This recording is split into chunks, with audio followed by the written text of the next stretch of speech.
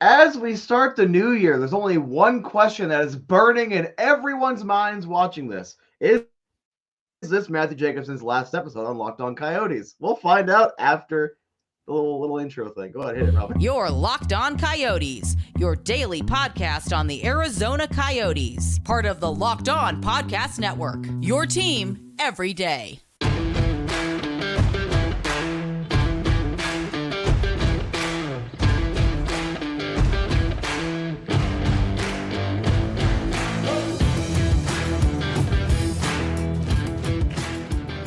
Welcome to the show, everybody. This is Locked On Coyotes, your number one daily podcast on the Arizona Coyotes.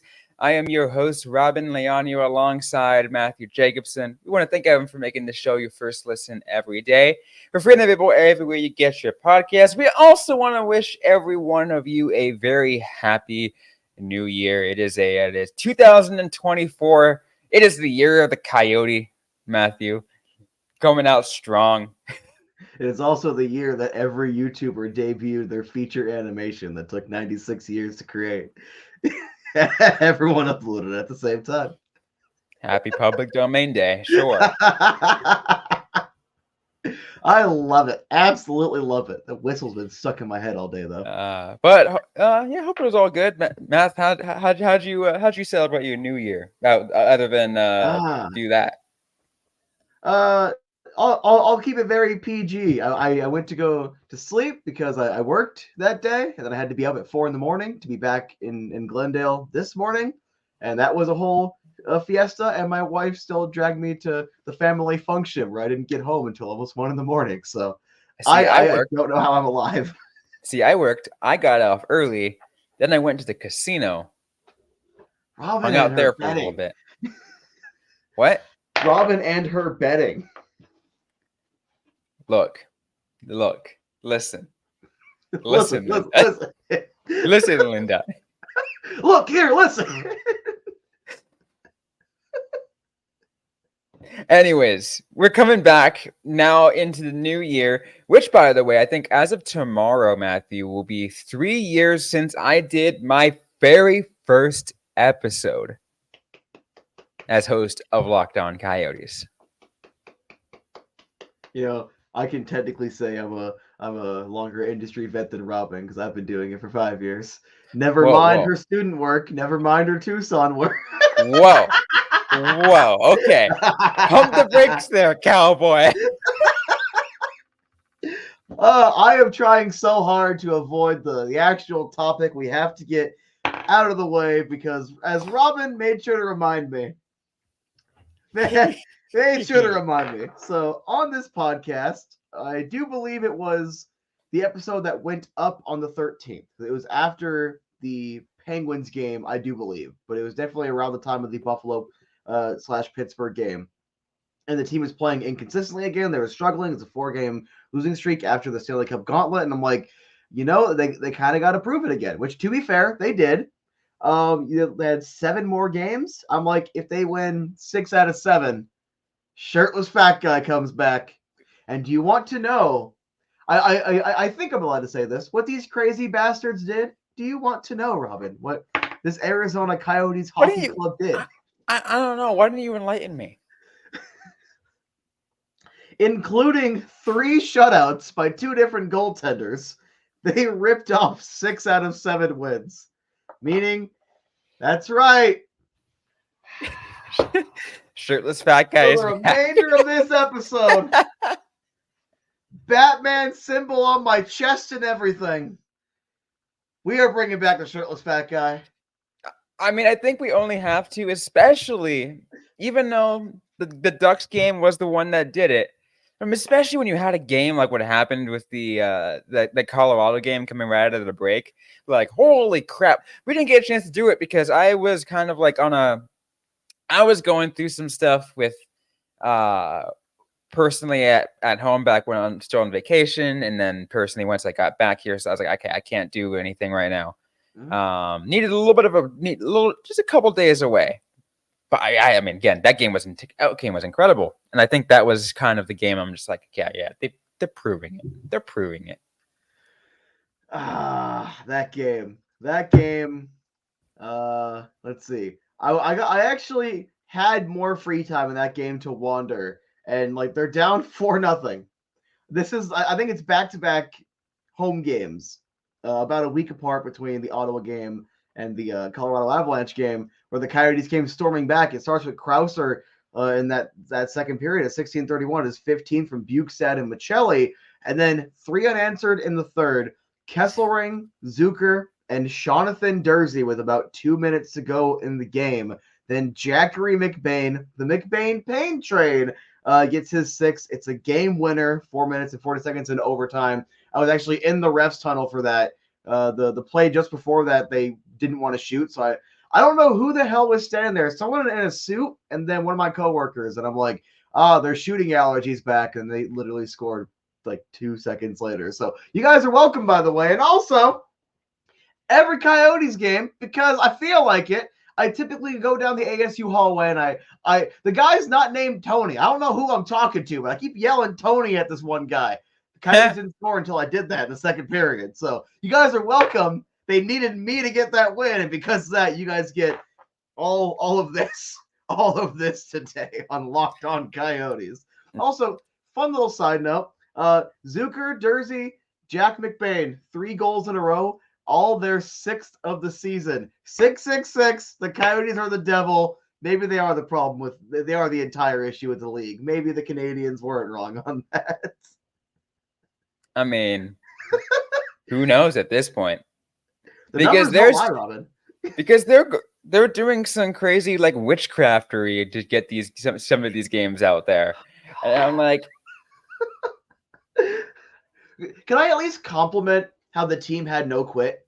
Like this team had no like they aren't the same team as last year. It's still not a blue collar identity, and we've talked about that. That's not even necessarily a bad thing. You're kind of going from one play style to another. It's a transition period, but the fact that quit didn't go away, and they've been kind of doubling down on that again. The 5 unanswered goals after being down 4-0. I think they were down 3-0 against the Ottawa Senators as well. Before storming back in that one, either 3-0 or 3-1. This team has put themselves in some awkward positions and then just worked hard and got back into it. I have nothing but respect for it. I think they've proven a lot. I just want to see it keep going because I want playoffs at Mullet Arena. I mean, playoff at Mullet Arena would be that. Can you imagine how fun that would be? The greatest thing ever. Can you imagine with how people cry now that they're playing 41 home games there? Can you imagine game 1 of the Stanley Cup final? Can you imagine? By the way, game 1 of round 1. I do want to do one quick play into the haters' little heads here because someone's gonna mention it. But the Tucson Roadrunners, their most recent game, have put in more fans than the Coyotes can in a single game. But they put in over 6,000 fans in a game.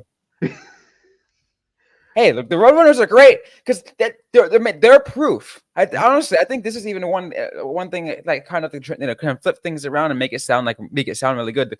The Tucson Roadrunners are proof. You put a good product on the ice, they will sell tickets.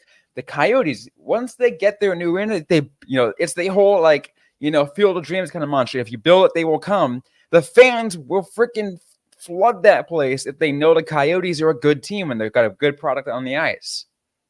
It's how it works in the Valley. The D-backs, the second they started really how it works in this entire state of Arizona. Yeah. U of A football the last few years was absolute trash. This year they go to the Alamo Bowl and win, and a lot of their games out of their 10 wins, they would get an incredible traveling crowd. Still can't believe the Rattlers partnered with the Arizona Bowl. But that's a topic for not this show. I know, but I mean, the point still stands. But the Arizona Coyotes just surprising with a lot of things, especially as we mentioned with that Colorado win right after Christmas. The Ducks win again. That's a game in which you probably should beat. The Ducks are a mediocre team at best. At best, I give them a little bit of credit. But a shutout. That's another shutout win. So this team just keeps, pulling out good wins. They got another challenge tonight. We're going to get to that in a little bit. But they have a huge challenge tonight in the Florida Panthers. The Panthers are a good team. Yeah. Not a single incorrect thing was said. The Panthers are a very good team. And we're going to talk about that a little bit right after a word from today's sponsor on the show.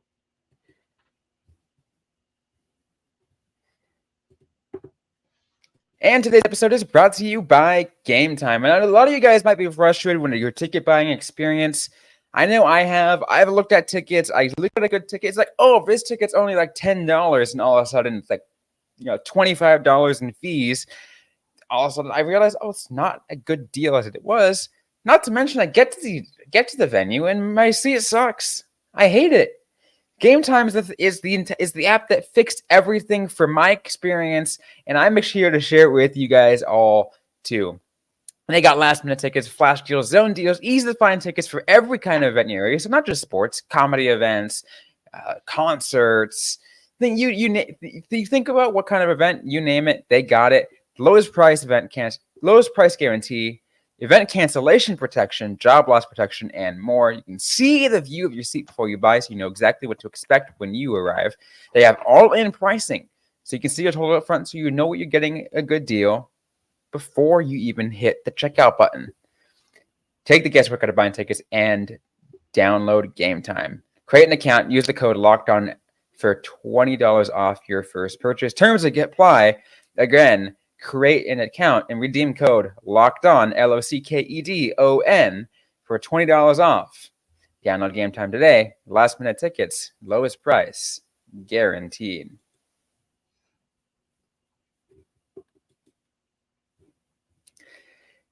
Let's keep going, Matthew. Talk about the Arizona Coyotes as we got a challenge coming up for them against the Florida Panthers, and it really kind of continues to bring up the question is whether or not they can sustain being this good, right?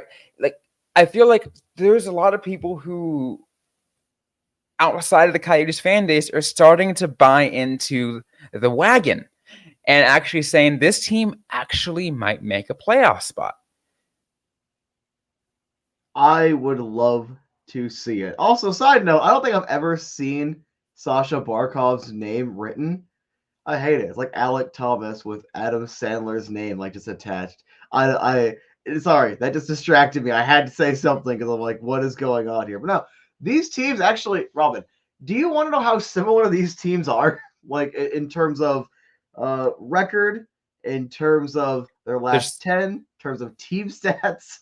Let's hear it. All right, so the Panthers are 22-12-2. The Coyotes are 19-14-2. So I think Florida's played, my math is terrible, one more game than the Coyotes. Very similar records. Power play, Florida 20%, Coyotes 23.3. 8 spots separate them. Coyotes are 10th, Florida's 18th. Penalty kill, Coyotes are 79.4%, Florida's 83%, 18th and 8th, respectively. Goals for per game, Coyotes 3.09, 17th. Florida, 2.97, that's 22nd. Goals against the game, Coyotes, 2.83, that's 11th. And for Florida, they are giving up the third fewest goals per game, 2.56.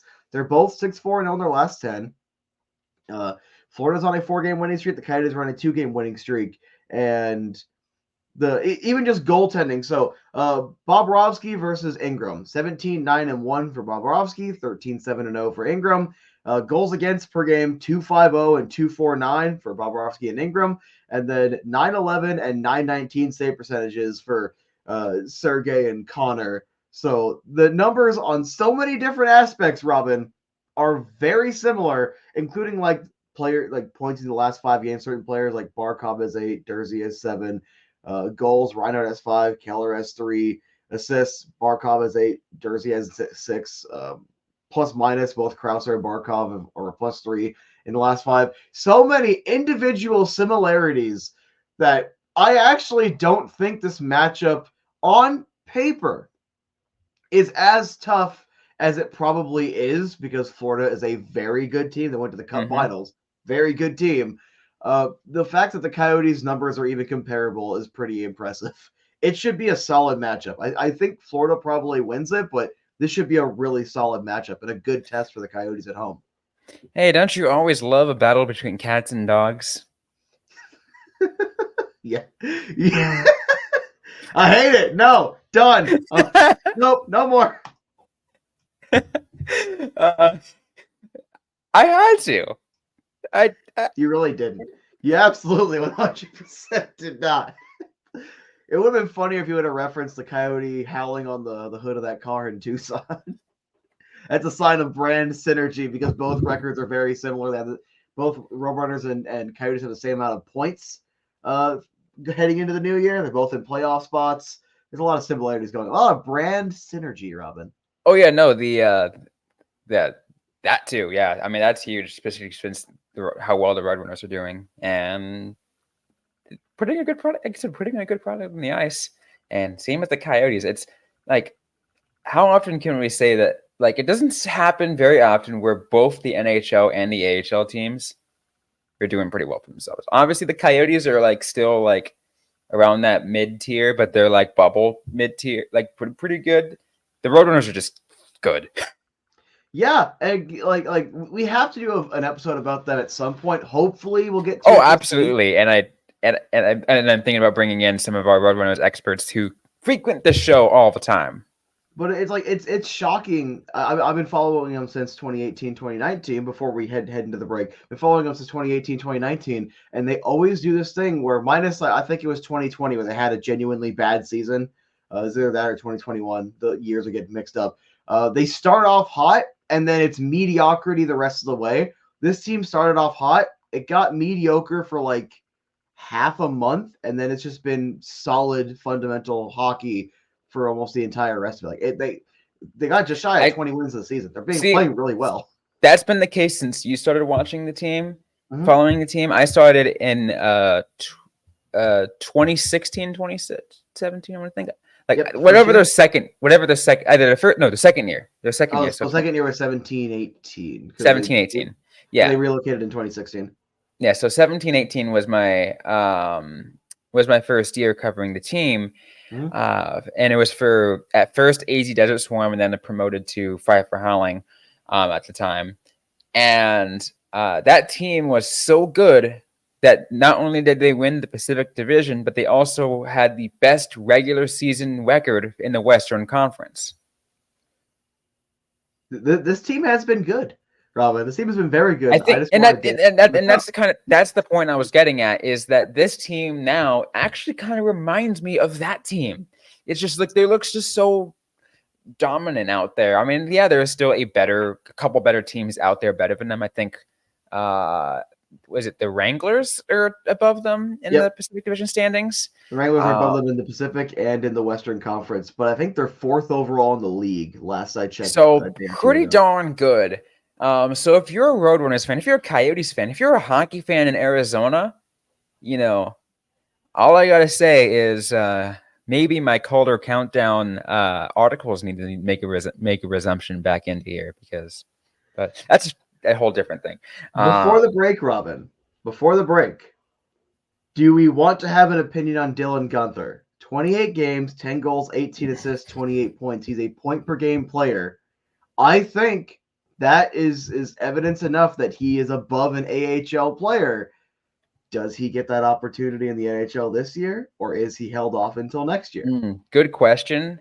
And I will respond by giving a reminder again, going back to that 17-18 season and kind of point to that top line that we had at the time. The top line that included Dylan Strome, Nick Merkley, and Lawson Krause. A lot of those players at the time were better than AHL players. They were definitely better than AHL players at that time. All of them. They were because they were all first round draft picks. So, and now look where they're at. They're all at now. Nick Merkley, I think, is the only one that's kind of fallen off a little bit. Wasn't that primarily due to injury? Like, it wasn't because he was bad. It was just because he kept getting hurt. Yes, exactly. I felt bad for him in that sense. But look, Dylan Strome's doing pretty well for himself. Outside of the Coyotes organization, unfortunately, but he's doing it. And then Lawson Krause is, he's doing something else on his own, still in the Coyotes organization. So all I'm saying he's also on pace for around 40 goals this Yeah. So all I'm saying is, yeah, like you can look at that now and make an assumption, but I feel like Steve Potvin, John Ferguson Jr., and Bill Armstrong know what they are doing, keeping him down there. Basically letting him overbake a little bit, so next year you're gonna have a superstar on your hands. Exactly. I can't wait, honestly. The kid's been excellent down there in Tucson. I'm like, and the next closest player is Donor, who has 18 points. He is head and shoulders above the rest of the team, and Donor's probably been their best goal scorer.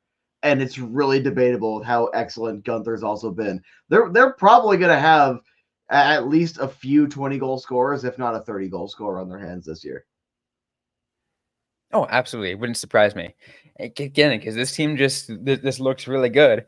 And, and it's a awesome compliment that they're doing that well, in addition to the Coyotes being as hot as they are. I just like having both teams win. And then also when ASU wins on top of that, I'm getting like 3 different dubs at different levels of Arizona hockey. But that is just to lead us into the next break, Robyn. Yeah, we're going to kind of get our previews in, get our 3 keys and our predictions in for the next game against the Florida Panthers. We'll get to that right after this. And today's episode is brought to you by FanDuel. The NFL regular season is wrapping up, but there's still time to get in on the action with FanDuel, America's #1 sportsbook. Right now, new customers get $150 in bonus bets guaranteed when you place a $5 bet. That's $150 in bonus bets, win or lose. The app is so easy to use with many different ways to bet, like live same-game parlays. Find bets in the new Explore tab. Make a parlay in the Parlay Hub, the best way to find popular parlays, and more. So visit fanduel.com/lockedon and make your first bet a layup. FanDuel, official partner of the NFL.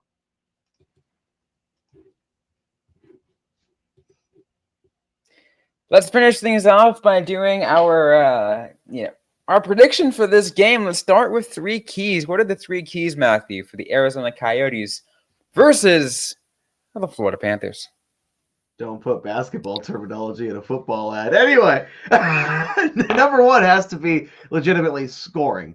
You have to beat Sergei Bobrovsky. They're giving up the 3rd fewest goals per game as a team. You need to score. I think they need to score early and set the tempo. Obviously, you're going to outscore your opponent. Like, that's a dumb thing to say, but they legitimately need to just come out and kind of do what they want to offensively. You got to score. Right. This is a very good team. I don't really know if special teams should be on it for this one because they're very, very even. So maybe I should switch over to focus on maybe the face-offs and making sure you're getting favorable puck time, like you're not spending a bunch of time chasing the puck. So control of the puck should probably be a decent key to this one. And the 3rd one is just don't do anything stupid. Like this should be a solid matchup. It's not Stanley Cup Finals Game 7. I don't think anyone's going into it thinking that, but just don't do nothing stupid against a team that theoretically is better than you. Just go out there, play your game, make it competitive, and see if you can edge one out. I kind of want to see because we know this Coyotes team is still capable of being, a little bit more physical. I mean, it's not like I said, it's not like the teams we've seen in the past, but they still got that capability. I want to see them really up that forecheck pressure, and it goes beyond the skill level, right? It goes to their, it goes beyond the physical level. It extends to the skill level. That's what I was trying to get at, because this is a more of a skilled team that I feel like can utilize that for said forecheck pressure. Like you want to keep, and I think that kind of plays into kind of what you're saying is do what you can to keep the puck in the offensive zone. Yeah, plenty of forecheck, back check, paycheck, boys. Seriously, it's going to come down to effort against a team like Florida, because Florida they are still better. Again, they went to the Cup Finals. They have better elite level talent. The Coyotes are getting there, but they're still young, inexperienced. You want to learn how to win. So even if you lose tonight, you kind of need to learn whatever lessons to take your game to the next level. And I genuinely don't think they win tonight. I think it's going to be like 4-2. It's not going to be a blowout. I think it has the potential to be a closer game. Okay, so that brings us to our predictions of the game, Mhm. because we have the FanDuel picks, and I have the odds right here. Mhm. The Arizona Coyotes are plus 1.5, so point and a half underdogs at plus 128. For on the money line, total points at 6.5. Before we get into any more, from hearing from you, I want to point out that the puck line spread at the plus 1.5 is at minus 188, meaning that the betting trend is going in favor of the Coyotes. People tend to be actually betting more towards them on the puck line, so they're saying they might lose by one at the very most, or they'll win this game. But plus 128 for a team against Florida, I feel like that's a really good money line pick to have. I think that's a really good value, all things considered. I'm with you. I just don't know if I can take the money line still, just for the sense, because this team is good, but how often is this team going to go on? Is going to win every game. It's just not going to they're not that good yet. They're a good team, yes, but they're not that good yet. I mean, like we said, they surprised us. They surprised us with that Colorado game, coming back from 4-0. Who's to say they can't do it again? Please don't. I don't want my heart rate to jump like that. But the new strat. All right, here's the new strat.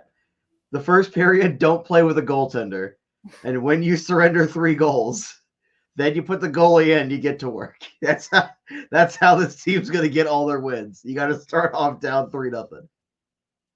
I guess that works. But no, it's just I have to agree with you, and I just want to elaborate. I just don't think they're ready yet. However, I'm open to it, because how many times have I said I'm really not sure if they're going to pull this off, and they pulled it off anyway. So it's I would like to see him win the game. I just still think that on paper, Florida's still the better team. Florida probably wins it, not by a lot though, 4-2. I'm with you. I am going to say it is a 3-2 game. So that puts me at betting the under, as well as putting the puck line in favor of the Coyotes. So the Florida Panthers still win this game, but I'm still taking the points.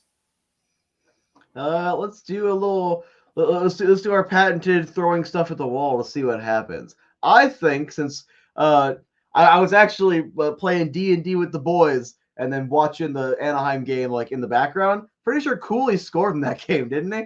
You want Logan Cooley to get another goal on home ice against the Florida Panthers? I'm going to go with that, and Kesselring to get an assist at any time. Interesting. I like that. I'm going to have anytime goal scorer. Let's see. Who am I feeling? Who am I feeling in my gut? Take the chucklehead. I'm giving it to Lawson Krause. Dude, how excellent Krauser's been. Can we need to do longer talk on this? Especially given the fact that you remember where Lawson Krause came from. We got via the trade with Florida. But can we talk about how this man is on pace for around 40 goals? He's been a 20-goal scorer the past 2 years. He's been an excellent middle six guy, kind of a locker room guy, kind of an energy guy, and he's still in fan mock trades, the throw-in. He's still we could get him for a bad contract. I said it earlier this season, and I'll say it again. He's making I feel like with his performance and with the way he just overall carries himself, he seems like the person who very well could be the next captain of the Arizona Coyotes. I'm not going to lock that in, but I am becoming more and more convinced as time goes on. I genuinely think, from what I can tell, from what I have seen, I think Krauser right now is the best candidate to be the captain of the locker room. You don't have to always give it to the complete skill guy. I love Keller, and I feel like he's a great guy, and I feel like he's even a great leader too. But he might be more the Teppo type, or the quiet type. Yeah, exactly. More the quiet leader guy. He's like the alternate captain that has to go all right, like let's say Lawson Krause is the captain. All right, Krauser, sit down a little bit. Calm. He's the one so like he's the one that is emotionally supporting Keith Kachuk, who is absolutely flipping his mind, throwing chairs or whatever. My dad used to work at that arena. He was like, at the Coyotes be down in the second period, they close those locker room doors and you can hear screaming from Keith Kachuk, from Big Walt, and then they come out in the third period all fired up. Krauser is Big Walt, and Keller is Teppo Newman, and he's like, all right, we're not playing very well right now. I guess I'm just going to go out there and do some stuff myself and show these boys how to do it. Hey. If there's a comparison, I think that might be it. Although, to be fair, I do not think Lawson Krause is going to throw a chair at some point. No. Not saying that I was told Keith Kachuk ever did that, because I have not been told that, but I do know Big Walt would get mad. I do know that much.